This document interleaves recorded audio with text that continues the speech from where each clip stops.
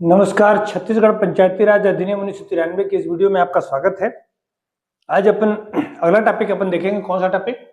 कि जो अध्याय नंबर 9 है, अध्याय नंबर 9 धारा 74 से लेकर 83 तक है। जहां तक 74 और 83 तक उल्लेख किया गया है। और क्या उल्लेख किया गया है इसमें कि पंचायतों के कर एवं दावों की वसूली, यानी जो कराधान वगैरह है, पंचायत के कौन कौन से कर होते हैं, पंचायत ग्राम पंचायत, जनपद पंचायत या जिला पंचायत कौन कौन से कर वसूल सकती है, और इनके बारे में जो विशेष चीजें हैं वो अपन है।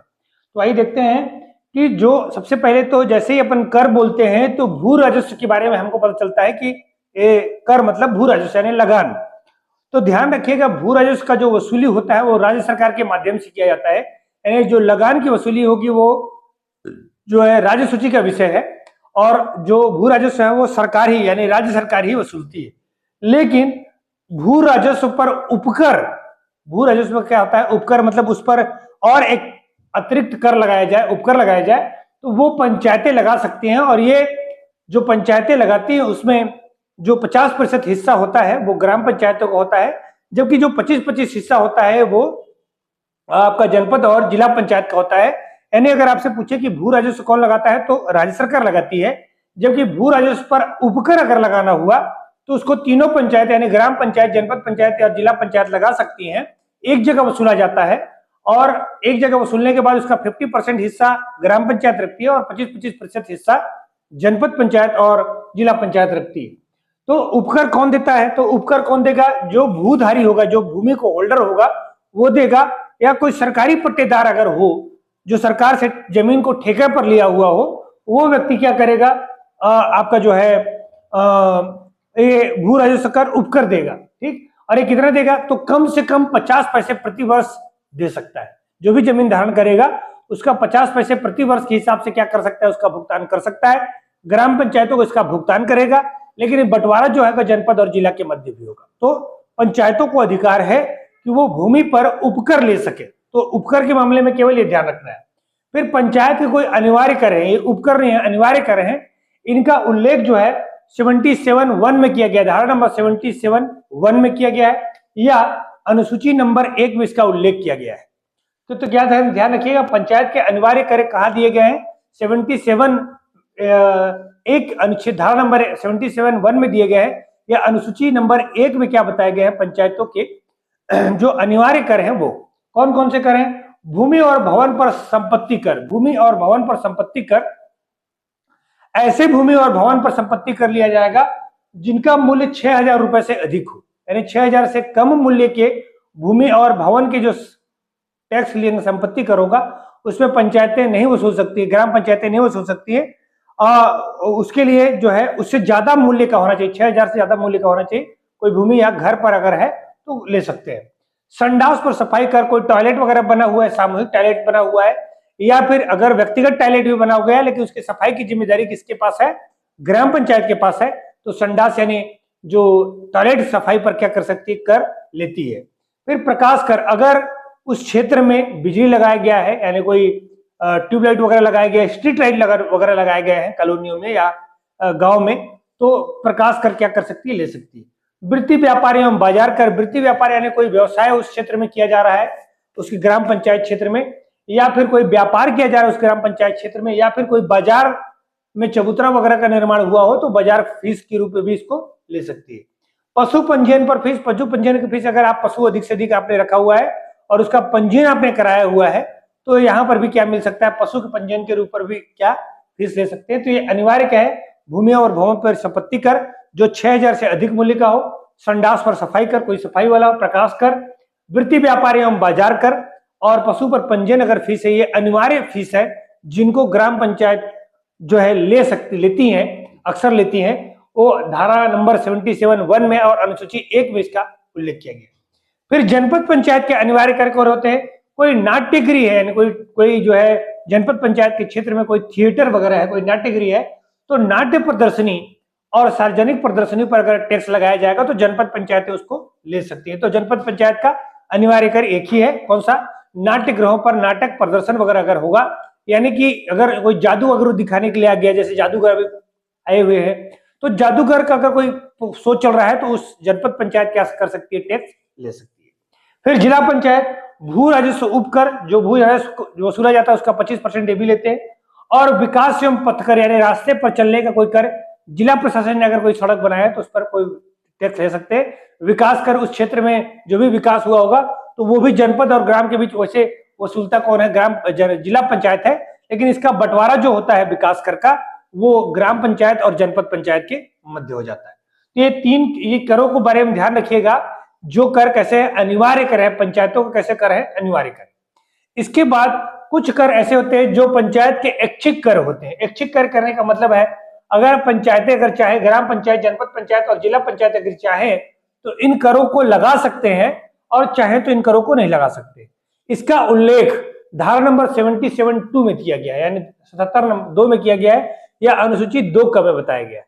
अगर ग्राम पंचायतें या जनपद पंचायत, जिला पंचायत कोई भी चाहे तो जल से संबंधित कर ले सकते हैं। जल से संबंधित जैसे जल की स्वच्छता, यानी कोई ट्रीटमेंट प्लांट लगवाया गया है, वाटर ट्रीटमेंट प्लांट वगैरह लगवाया गया है तो वहां स्वच्छता कर ले सकते हैं। पेयजल की आपूर्ति, अगर कोई पाइपलाइन बिछाया गया है तो पाइपलाइन की आपूर्ति के लिए या कोई पंप वगैरह का निर्माण किया गया है या फिर टैंकरों से जल भिजवाया जा रहा है तो जल की आपूर्ति के लिए जल निकासी, यानी कि नाली वगैरह निर्माण किया गया है तो जल निकासी, तो जल से स्वच्छता, पेयजल आपूर्ति और जल निकासी का कोई कर अगर पंचायतों को लेना हुआ तो ले सकते हैं। दूसरा, स्टैंड कर, किसी प्रकार का स्टैंड हो सकता है, बैलगाड़ी, तांगा, cycle, rickshaw, motor, bus stand, कोई भी प्रकार का हो, अपने क्षेत्र में इनके अंदर अगर स्टैंड कर लेना चाहते हैं तो ले सकते हैं, नहीं लेना चाहे तो कोई बात नहीं। चारागाहों पर कर, चारागाहों पर कर मतलब अगर पशु चराने के लिए कोई चारागाह वगैरह है तो चारागाह कर वगैरह कर ले सकते हैं। कूड़ा करकट हटाने यानी सफाई वगैरह के लिए, कूड़ा करकट हटाने के लिए कोई कर लगा रहे हैं, लगा सकते हैं। सराय यानी कोई जहां पर आदमी रुकते हैं, है ना, लॉज टाइप का ही होता है, धर्मशाला, लाज, विश्राम इत्यादि पर अगर कोई कर है तो रुकने का जो है लाज वगैरह में कोई है, होटल वगैरह किसी ने बना कर रखा हुआ है तो भी कर ले सकते हैं। मालवाहक पशु पर इत्यादि पर क्या किया जा सकता है, कर लिया जा सकता है। अगर कोई पशु है, बैल है, घोड़ा है, उस पर कर लिया जा सकता है, गधे हैं। सार्वजनिक संपत्ति और संरचना के उपयोग पर भर, कोई सामुदायिक भवन का अगर किसी ने इस्तेमाल किया हुआ है या कोई बाजार के कोई अपने किसी स्ट्रक्चर यानी चबूतरा वगैरह का इस्तेमाल किया गया है, किसी मंच वगैरह का इस्तेमाल किया गया है तो इस प्रकार के कर। लेकिन ये कर कैसे होंगे, ऐच्छिक कर होंगे या वैकल्पिक कर होंगे, तो ध्यान रखिएगा 77(2) और अनुसूची 2 क में ये सब बताए गए हैं। जल से संबंधित कर, पेयजल वगैरह, स्टैंड, चारागाह, कचरा हटाने के लिए, सराय, लाज वगैरह के लिए, मालवाहक पशु के लिए और सार्वजनिक संपत्ति के उपयोग के लिए, ये सारे कर होते हैं। कुछ अन्य तथ्यों को भी देख लीजिए, जैसे अन्य करों पर जो अनुमोदन है वो अनुमोदन, अगर कोई दूसरा कर, कोई ऐसा कर लगाना है तो हमको अनुमोदन करवाना होता है। कोई ऐसा कर जो ग्राम पंचायत नया कर प्रकार का लगा रही है तो अनुमोदन आवश्यक है। ग्राम पंचायत को जनपद से अनुमोदन प्राप्त करना पड़ेगा, जनपद को जिला से अनुमोदन प्राप्त करना पड़ेगा। अगर किसी व्यक्ति को इन करों को देने में दिक्कत है तो अपील भी कर सकती है। अपील करने के लिए ग्राम पंचायत वाले जो लोग होंगे वो अपील करने के लिए कहां जाएंगे, अनुविभागीय अधिकारी यानी एसडीएम के पास जाएंगे। जनपद पंचायत वाले कलेक्टर या फिर अतिरिक्त कलेक्टर के पास क्या कर सकते हैं। जबकि जिला पंचायत में अगर कोई करों से संबंधित है तो सीधे राज्य सरकार के पास जाना पड़ेगा। ठीक, तो करों के संदर्भ में पर अपील करना है तो ग्राम पंचायत वाले अनुविभागीय अधिकारी यानी एसडीएम के पास शिकायत कर सकते हैं। जनपद पंचायत वाले कलेक्टर या फिर अतिरिक्त कलेक्टर के पास, और जो जिला पंचायत में अगर कोई करों से संबंधित दिक्कत है तो अपील करने के लिए कहां जा सकते हैं, आप राज्य सरकार के पास जा सकते हैं। भू राजस्व और विकास करों का बंटवारा होता है। भू राजस्व का अगर देखें बंटवारा तो मैं पहले ही बता चुका हूं कि भू राजस्व में अगर उपकर वसूला जा रहा है तो उसका 50% कौन लेता है, ग्राम पंचायत रख लेते हैं, और 25-25% का जो बंटवारा होता है वो जनपद और जिला के मध्य होता है। विकास कर यहां पर आपने देखा कि इसको वसूलते हैं जिला पंचायत, तो भले ही ये जिला पंचायत वसूलता हो लेकिन विकास कर, लेकिन 50-50% ग्राम पंचायत और संबंधित जो जनपद पंचायत होगा उसमें 50-50% का क्या कर दिया जाएगा, बंटवारा कर दिया जाएगा। मेला या बाजार की नीलामी जो है सार्वजनिक नीलामी के माध्यम से होती है। मेला और बाजार जो भी होंगे, जो भी कहीं पर मेला लगे या कोई बाजार का निर्माण होता है, और उसकी अधिकारिता सार्वजनिक नीलामी के माध्यम से जनपद पंचायत की होती है, यानी जनपद पंचायत। लेकिन बाजार फीस का जो वसूली होता है वो कौन लेता है, ग्राम पंचायत वसूलता है, ग्राम पंचायत। लेकिन नीलामी कौन होगा, एक मुश्त इसमें नीलामी होती है, और बाजार फीस का जो वसूली होगा वो कौन करती है, छोटे पंचायत है। तो ऐसी स्थिति में कौन करता है? ग्राम पंचायत। लेकिन सार्वजनिक नीलामी के माध्यम से किया जाएगा तो पैसे एक मुश्त लिए जाते हैं जनपद पंचायत द्वारा।